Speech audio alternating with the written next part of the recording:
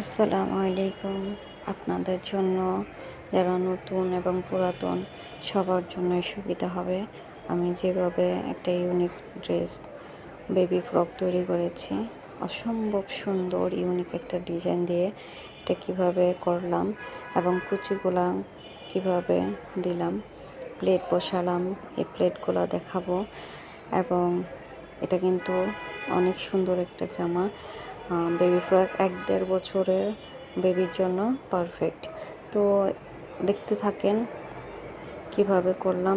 আমি এক পাটের একটা অংশ নিলাম কুচির জন্য, এভাবে বড় ফোর দিয়ে, অবশ্যই বড় ফোর দিতে হবে যাতে আমি কুচিটা সহজে দিতে পারি। এখানে সেলাই করার পর ২টা অংশ বের হয়, একটা সুতার অংশ ধরে আমি টেনে টেনে কুচিগুলো দিয়ে নেব ২ পাশ থেকেই। এক পাশ থেকে দেওয়া যায় কিন্তু এটা আপনার জন্য কষ্ট হয়ে যাবে, তো ২ পাশ থেকে বের করলে সহজ হবে। তো এইভাবে যখন আমি কুচিগুলা দিয়ে নেব, সমান হবে আমার কুচিগুলা, সুন্দর হবে। এবং এটা 0 সাইজের একটা কুচি আমাদের টেলার্সের বাসায় বলা হয়। তো আমি আমার মূল পার্টের সাথে, বডির সাথে কুচিটা জয়েন করব, সেজন্য কিন্তু আমি এটার মাপ অনুযায়ী কুচিগুলা সমানভাবে দিয়ে নিব। কোনো দিকে যদি একটু কম বেশি হয় অ্যাডজাস্ট করে নেবেন, তাহলে কিন্তু সমানভাবে সব দিকে বসবে।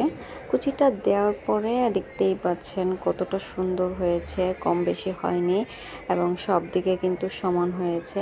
আমি দেখিয়ে দিচ্ছি। তো এটাই ছিল একটা ছোট টিপস যেটা একটা জামাকে ইউনিক করে। এখন চলেন দেখি কিভাবে আমি প্লেট বসিয়েছি, যেভাবে আমরা পিছনের দিকে বা সামনের দিকে কেটে প্লেট বসাই বুতামের জন্য বা হুকের জন্য। তো সেভাবেই কিন্তু আমি কেটে নিয়েছি বাঁকা করে, শুধু এতটুকুই আপনার জন্য যথেষ্ট একটা ইউনিক ডিজাইনের জন্য। এই ছোট ছোট সিম্পল ডিজাইনগুলাই কিন্তু জামাকে আরও আকর্ষণীয় করে তোলে। সেজন্য আপনাকে ছোট ছোট টিপসগুলো অবশ্যই ফলো করতে হবে, দেখতে হবে, তাহলে কিন্তু আপনার ডিজাইনগুলো ইউনিক হবে। তো দীর্ঘদিন কাজ করতে করতে আপনি অনেক ইউনিক ডিজাইন নিজেও তৈরি করতে পারবেন। তো একটা প্লেট কিন্তু আমি বাহিরের দিকে রাখবো আর আরেকটা প্লেট কিন্তু আমি ভিতরের দিকে সম্পূর্ণ দিয়ে সেলাই করব, যেটা এখানে স্পষ্ট আপনি দেখতে পাবেন যে এটা আমি কিন্তু বাহিরের দিকে বাড়তি রেখেছি। এভাবে যদি আমি একটা বাহিরে একটা ভিতরে না দিই তাহলে আমার বডি শেপটা কিন্তু ঠিক থাকবে না, মাপ ঠিক থাকবে না, আর দেখতেও সুন্দর হবে না। বাড়তি অংশ কেটে ফেলে দিয়ে আমি মাপ অনুযায়ী রেখে দেব গলার সাথে। এবং আমি অপর পাশের যেই প্লেটটা সেটাও আপনাদের এখন দেখাবো কিভাবে, কারণ এক পাশের প্লেট বাহিরের দিকে, আরেক পাশের প্লেটটা আমি ভিতরের দিকে কিভাবে দিই, তাহলে পারফেক্ট একটা মাপ আসবে। একটার উপর আরেকটা বসিয়ে আমি সেলাই করে নিতে পারবো সহজেই।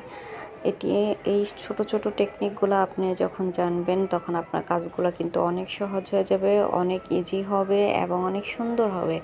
এগুলো আপনাকে মাথায় রাখতে হবে যে ছোট ছোট টেকনিকগুলোর জন্য আপনাকে দেখতে হবে ভিডিওগুলো পুরোটাই।